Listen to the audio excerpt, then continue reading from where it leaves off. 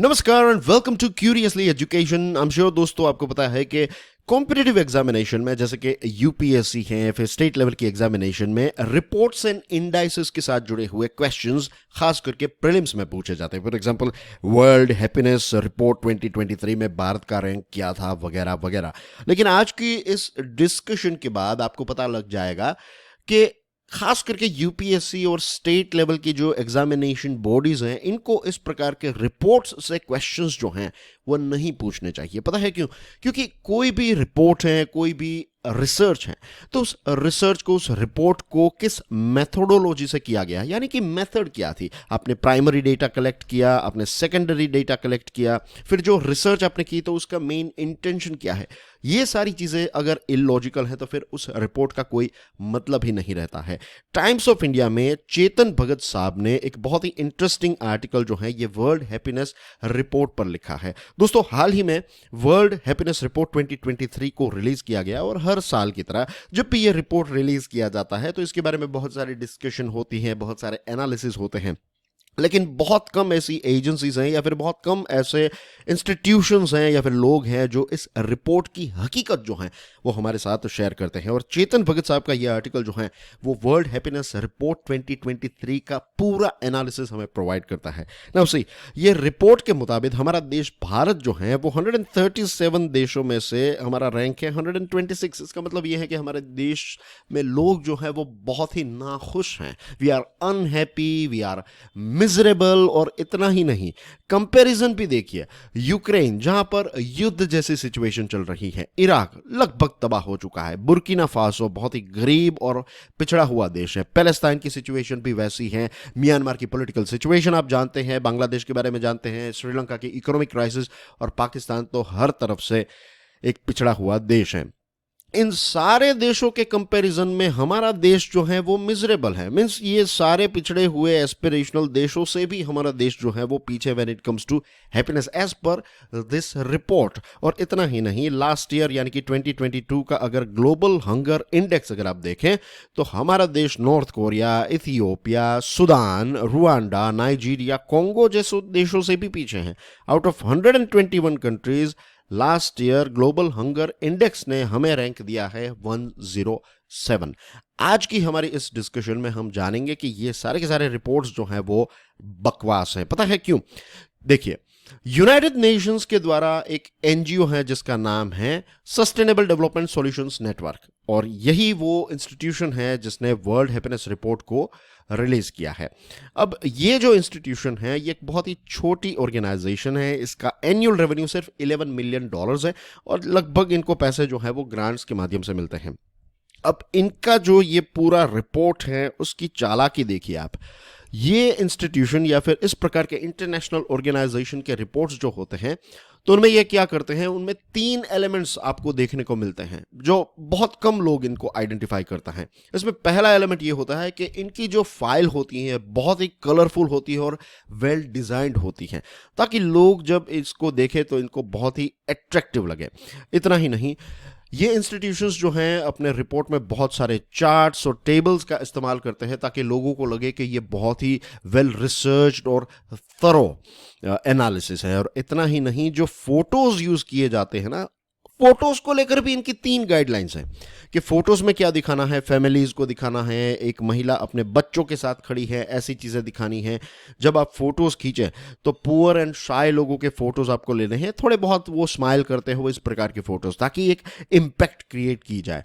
और generally developing देशों के लोगों की जब भी तस्वीर खींची जाती है तो गाँव की तस्वीर खींची जाती है कि लोग जो है वो अपनी खेती बाड़ी में काम कर रहे हैं, अपने जो फार्म एनिमल्स हैं उसके देखभाल कर रहे हैं। तो इस प्रकार की फोटोज का इस्तेमाल होता है और इससे क्या होता है पता है? इससे एक इम्पैक्ट क्रिएट होती है, एक प्रकार का इल्यूजन क्रिएट होता है कि नहीं ये रिपोर्ट जो है ये बहुत ही अच्छे या फिर थरोली रिसर्च्ड रिपोर्ट है। बट ऐसा नहीं है।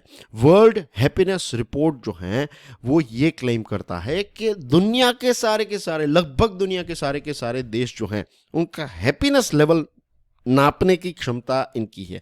अभी हमने देखा कि एक बहुत ही छोटी ऑर्गेनाइजेशन है, बहुत ही छोटे रिसोर्सेस हैं इनके, और इतना बड़ा दावा कि पूरे दुनिया की हैप्पीनेस को ये नापने की क्षमता रखते हैं। Now the thing is, happiness is an emotion.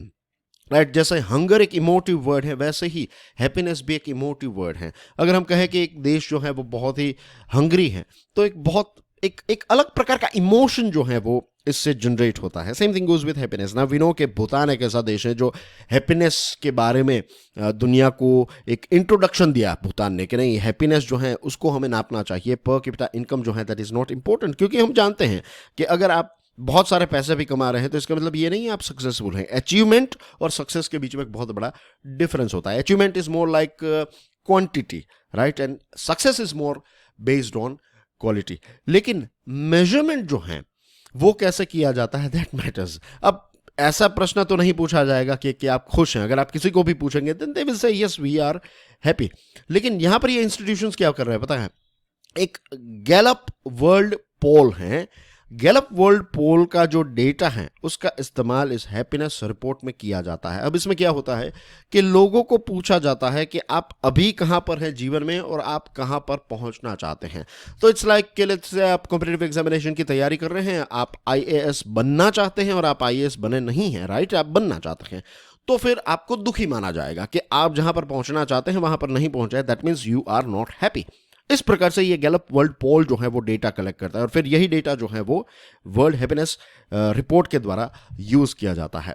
इतना ही नहीं, आप देखिए हमारे देश की पॉपुलेशन क्या है, 1.4 बिलियन, राइट, अप्रॉक्स।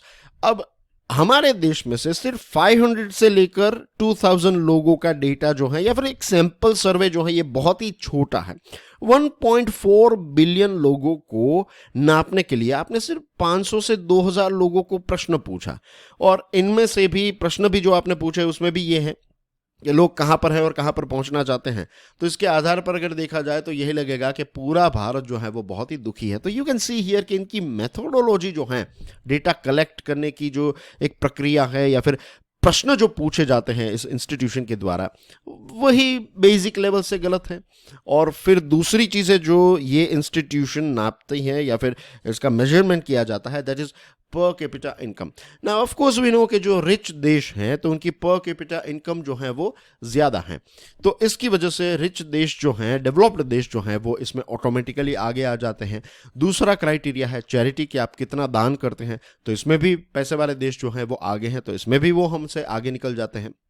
करप्शन एक अलग प्रकार का इश्यू है, लेकिन करप्शन भी नापा जाता है और इसमें भी ये देश जो है वो हमसे आगे चले जाते हैं क्योंकि डेटा ही इस प्रकार से कलेक्ट किया जा रहा है। फिर social welfare benefits, of course rich देशों के बेनिफिट्स जो हैं वो हमारे देशों से या फिर डेवलपिंग देशों से ज़्यादा होते हैं, तो यहाँ पर भी वो आगे निकल जाते हैं।